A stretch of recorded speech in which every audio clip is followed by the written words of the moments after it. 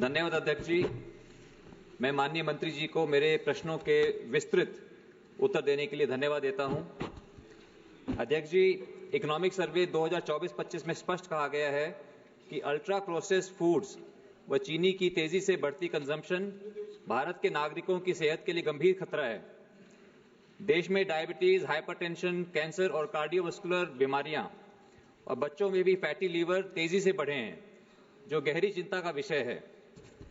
आज खाने पीने के सामान से संबंधित अधिकांश लोगों की शिकायतों का मुख्य कारण यही है कि फ्रंट ऑफ पैक लेबलिंग ठीक से नहीं होती, जिससे लोगों को पता ही नहीं चलता कि वे वास्तव में क्या खा रहे हैं।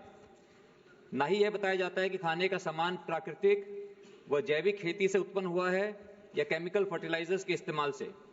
उसमें कितनी मात्रा में चीनी, पेस्टिसाइड्स, वीडिसाइड्स, हार्मफुल केमिकल्स, नमक, ट्रांसफैट और प्रिजर्वेटिव मौजूद हैं, जो हमारी सेहत के लिए हानिकारक है।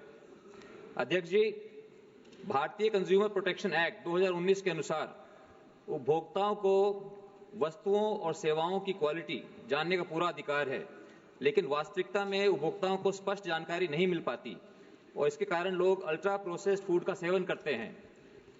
मेरा माननीय मंत्री जी से प्रश्न है कि क्या सरकार स्पष्ट और आसानी से समझ आने वाले फ्रंट ऑफ पैक और QR कोड बेस्ड लेबलिंग लागू करेगी, ताकि उपभोक्ताओं को खाने पीने के सामान की पूरी जानकारी आसानी से मिले और वे जागरूक होकर स्वयं और अपने प्रियजनों की सेहत की रक्षा कर सकें। अध्यक्ष जी, आज पूरे विश्व में रिफाइंड सीड ऑयल्स के सेहत को नुकसान पहुंचाने को लेकर चर्चा हो रही है और अमेरिका के हेल्थ सेक्रेटरी ने यह बोला है कि Americans are being unknowingly poisoned by seed oils.